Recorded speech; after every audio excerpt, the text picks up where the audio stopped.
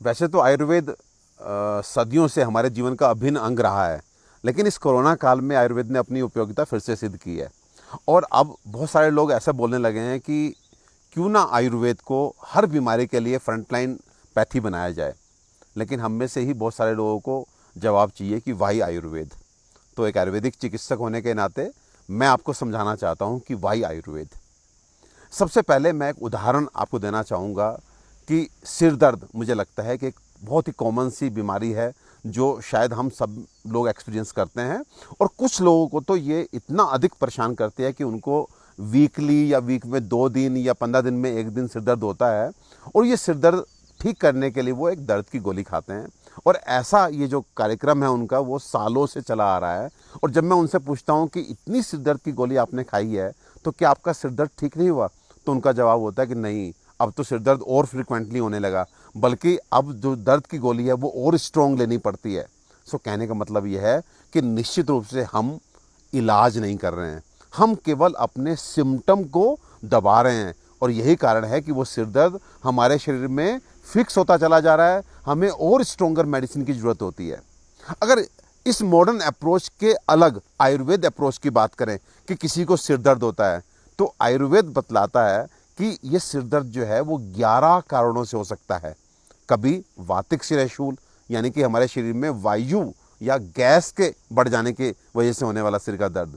Pethick सिरशूल यानी कि गर्मी से होने वाला सिरशूल, कि जब आप बहुत अधिक गर्म चीज़ों का सेवन करते हैं या गर्मी में बहुत अधिक आप रह जाते हैं तो आपको जो सिर दर्द होता है वो पैथिक सिरशूल होता है। कफत सिरशूल यानी कि जब आपको नज़ला जुकाम बहुत रहता है, आप बहुत ठंडा खाते हैं, बहुत ठंड वाले इलाके में जाते हैं और सिर दर्द होता है, तो वो कफत सिरशूल होता है। कभी कभी तो सिर का दर्द आपका पेट के कीड़ों की वजह से होता है, कभी खून की गंदगी के कारण होता है। तो जैसा सिर का दर्द वैसे ही इलाज। यदि आपको वातिक सिरशूल हुआ तो आपको पेट साफ करना है, गैस नहीं बनने देनी है। यदि आपको पैथिक सिरशूल हुआ तो आपको ठंडी चीज़ों का सेवन करना है। यदि आपको कफत सिरशूल हुआ तो इस नज़ले जुकाम को आपको ठीक करना है, सो दैट आप उस समय राहत के लिए कोई दर्द की गोली खा लें लेकिन बाद में वो सिर दर्द आपको ना हो। सो कहने का मतलब यह है कि आयुर्वेद एक ऐसी चिकित्सा पद्धति है जो सीधे रूट कोज पे काम करती है और उस बीमारी से हमेशा के लिए आपको मुक्ति देती है। यहाँ पे एक चीज़ और आपको, जिससे ये उदाहरण और अच्छे समझ में आए, कभी कभी ऐसा होता है कि किसी व्यक्ति को सिर दर्द होता है तो वो अपने परिजनों को कहता है कि मेरे सिर पे आप मुक्के मारो, कभी कहता है मुझे तेल की मालिश कर दो। वहीं पे एक व्यक्ति होता है जो कहता है कि जब सिर दर्द हो रहा है कि मुझे सिर पे बिल्कुल उंगली भी टच मत कीजिए। सो कहने का मतलब यह है कि दो अलग अलग कारणों से होने वाला सिर का दर्द, लेकिन चिकित्सा एक ही। तो निश्चित रूप से जो आज हम कर रहे हैं वो उस रोग के रूट कोज पे काम ना करके केवल उसके सिम्टम यानी कि दर्द को महसूस ना कराए, ऐसी हम दर्द की गोली, जिसको मैं कभी कभी नशे की गोली कहता हूँ, उसका सेवन कर रहे हैं, जो बिल्कुल भी राइट अप्रोच नहीं है। जबकि आयुर्वेद बीमारी के रूट कोज पे काम करके आपको बीमारी से पूर्ण रूप से मुक्ति दिलाता है। दूसरा, वाई आयुर्वेद। तो आज भी हम सब जानते हैं कि मॉडर्न साइंस में हर बीमारी का ट्रीटमेंट नहीं है।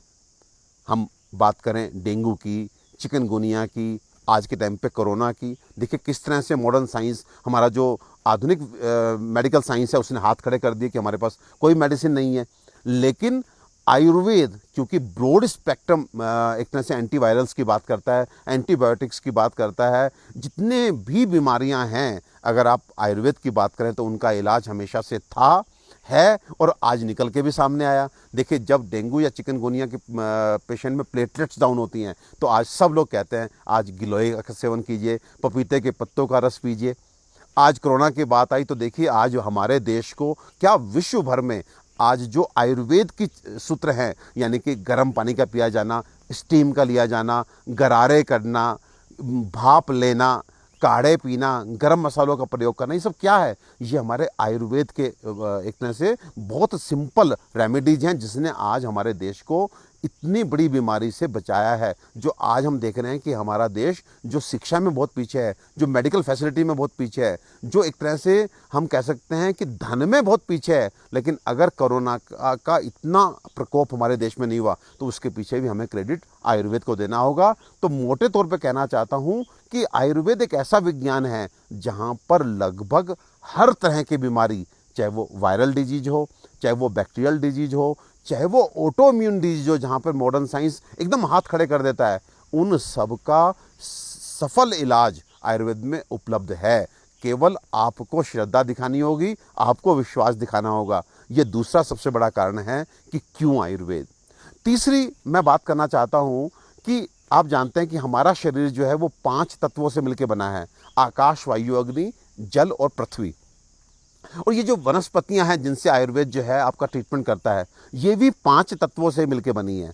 तो कहीं ना कहीं इस पंच भौतिक शरीर में जब ये पंच भौतिक जड़ी बूटियां जाती हैं तो ये शरीर के साथ बिल्कुल आराम से मैच कर जाती हैं। ये शरीर से किसी तरह का कोई रेजिस्टेंस नहीं पाती, कोई विरोध नहीं पाती। तो आज जो हम देखते हैं कि एंटीबायोटिक्स जो हैं वो बॉडी के लिए रेजिस्ट होती चले जा रही हैं। एंटा एसिड एक लेवल पे काम करता है और बाद में वही एसिडिटी की गोली आपको काम करना बंद कर देती है। कहीं ना कहीं बॉडी उसे रिजेक्ट कर रही होती है क्योंकि वो बॉडी के कंपोजिशन के साथ मैच नहीं करता। हमारी बॉडी प्राकृतिक है जबकि वो मेडिसिन वो एक तरह से केमिकल हैं, उन केमिकल के प्रति एक्सेप्टेबिलिटी बॉडी की नहीं है। तो ऐसे में ये जड़ी बूटियां, नीम, आज तक हमने कोई पेशेंट ऐसा रिपोर्ट नहीं किया कि नीम के प्रति इसको रेजिस्टेंस है, नीम इसमें काम नहीं करती। सो कहने का मतलब हल्दी, नीम और किसी भी तरह के मसाले की आप बात करें तो बॉडी उनको बहुत अच्छे से एक्सेप्ट करती है। तो definitely it is a very right approach कि आप इस पंच भौतिक शरीर को पंच भौतिक जड़ी बूटियों से ही ट्रीट करें। और ऐसा आप करते हैं तो आपकी बीमारी से तो आपको मुक्ति मिलेगी, लेकिन वो दवाई जो है दूसरी बीमारी को भी पैदा नहीं करेंगे। और एक बहुत ही शानदार बात मैं आपको यहाँ बताना चाहूँगा कि प्रकृति में देखिए हर तरह की हर्ब्स उपलब्ध हैं। हमने क्या किया, जो हर्ब्स स्वादिष्ट थी उनको हमने अपने आहार के रूप में स्वीकार किया। वहीं पे जो हर्ब्स कड़वी थी, थोड़ा स्वाद में अच्छी नहीं थी, उनको हमने जो है औषधियों के रूप में स्वीकार किया। फॉर एग्जाम्पल, आपको साग अच्छा लगता है, पालक अच्छा लगता है, आपने उसको आहार बनाया। आपको नीम कड़वा लगता है, उसको औषधि के रूप में आपने स्वीकार किया। तो कहीं ना कहीं पंचभौतिक शरीर का पंचभौतिक जड़ी बूटियों से यदि आप ट्रीटमेंट करेंगे तो डेफिनेटली आपकी बॉडी में एक्सेप्टेबिलिटी रहेगी, कोई रेजिस्टेंस नहीं रहेगा, बॉडी में कोई दूसरी बीमारी पैदा नहीं होगी as a side effect. And last में एक और क्वेश्चन मैं आपसे पूछना चाहता हूँ, क्या आप चाहते हैं कि आप पहले कमज़ोर हों, बीमार हों, फिर डॉक्टर के पास जाएं और फिर आपको वो इलाज करे, या कभी आपको ये भी कहे कि आपको ये दवाई अब ज़िंदगी भर खानी है? तो डेफिनेटली आप कहेंगे नहीं।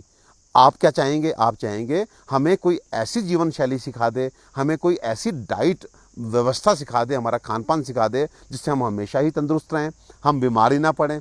तो आपके इस इच्छा को पूरी करने के लिए भी यदि कोई विज्ञान सक्षम है तो वो है आयुर्वेद। तो मैं कहता हूँ कि मैंने सफिशिएंट रूप से आपको कुछ रीजनिंग दी है जिसके आधार पे आप ये कह सकते हैं या मान सकते हैं कि yes, Ayurveda should be the front line pathy for the treatment of every disease.